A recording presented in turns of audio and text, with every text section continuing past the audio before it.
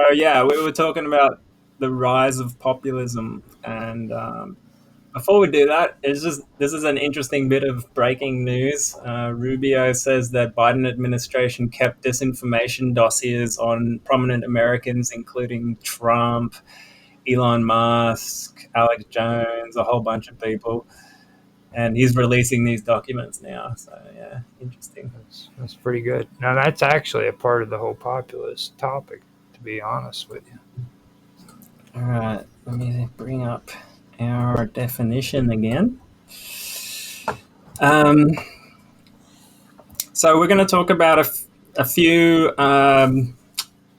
suspicious, I would say, some people might say dubious political actions or events that's going on right now. And we'll talk about things going on in France, Brazil, Romania, Canada, and Australia for now. And we'll start off. We might as well do it in that order. No, First of actually, all, hey, hold up. I've got those sorted out. So, okay, you want to do them in a specific order? yeah, let's hit this populist thing, because this is actually a good conversation that popped up with us. Now, Political philosophy or movement that represents or is claimed to represent the interests of ordinary people, especially against the establishment. That's how I tend to use the word. now the article that you came out with on the opinion, it was one thing that stuck out that really sparked a conversation with this three last night was the part where it says, "But while it's clear that nationalism is having a moment, for now, it's just that, a moment." Now they use the word nationalism with populist, and that is something that really stuck out with us, and I think that is something that really does need to be discussed too, because we had a really good conversation about that. Just on that one point, just before we continue, what that article is saying is that they're in favour of globalism. They're in favour of no sovereignty. They're in favour of borderless countries. That tends to be their agenda. So my sort of stance on it is there has been I don't know, in the last 50 years or so, there's been a sort of global takeover of Western nations by what is termed liberal democracy. But really, I would say that is a wolf in sheep's clothing, where the liberalism is actually authoritarianism and democracy is actually, elitist control of the people. And so since we have this new system of like basically fascism, nationalism is now like people are becoming interested in that again, and because it's not the leading, the dominant political philosophy, it's becoming it's being taken on by the populist movement, because it has worked in the past for places like Germany or whatever. Just on a minor point, got to be very careful of the word liberalism, because that can mean two different things. You've got progressive liberalism, which you are talking about, and then you've got classical liberalism, which means smaller government, more control over, or more responsibility by the individual. Right, and that's the United States Constitution. That's what it's set up on, is classical liberalism. But you guys never had a liberal party in the US, did you? Or at first we did, but then it got replaced slowly by conservatives that crept in, and I wouldn't even call them conservatives. They were more elitist Whig Party members who. Well, that's what became the Democratic Party, isn't it?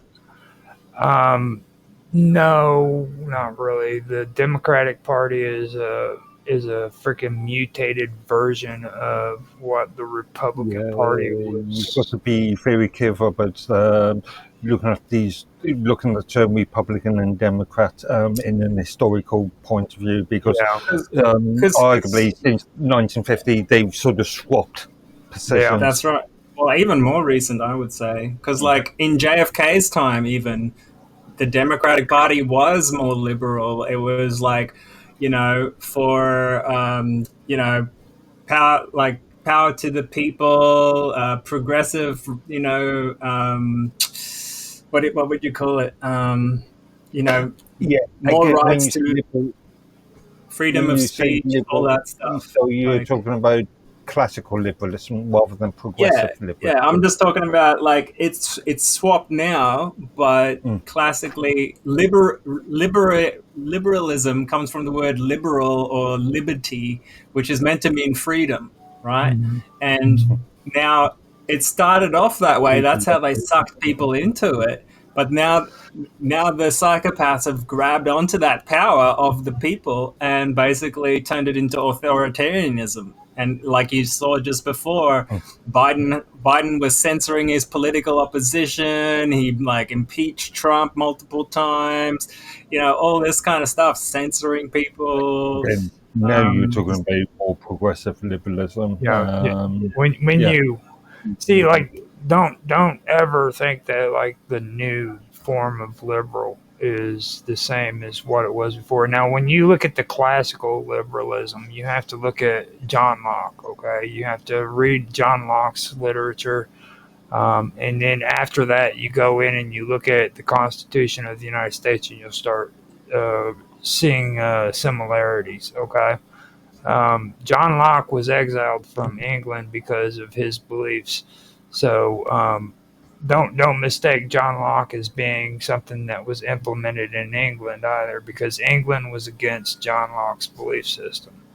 He actually, I think he migrated to Sweden what was the freaking country where the Pilgrims actually went to before they came over to the United States?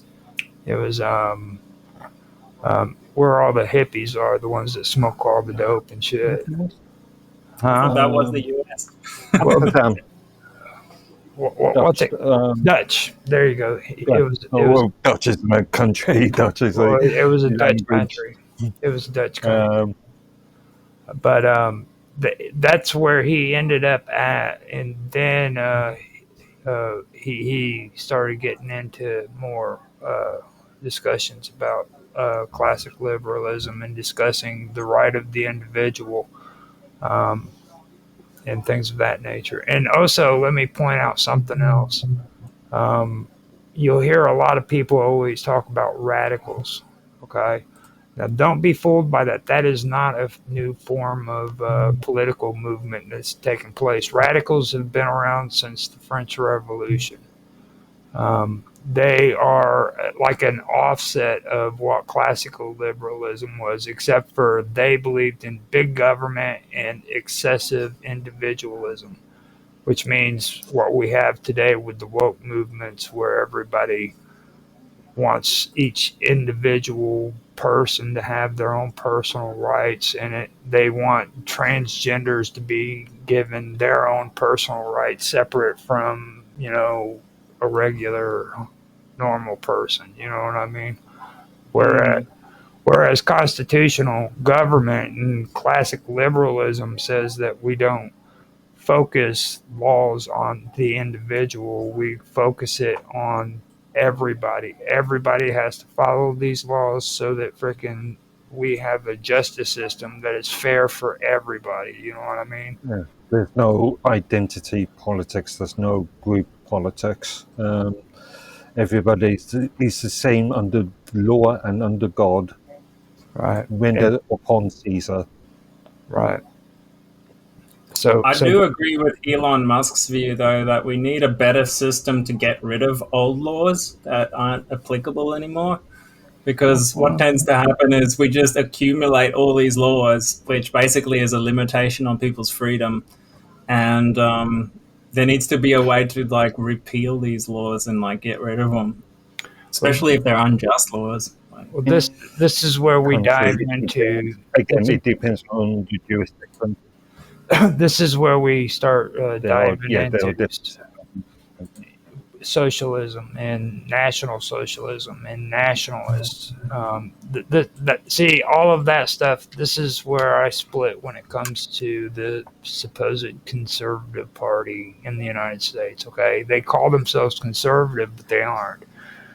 They're really national socialists, pretending to be conservatives. When they start talking about eliminating laws that they feel is outdated, that goes against everything that the Constitution here in the United States stands for.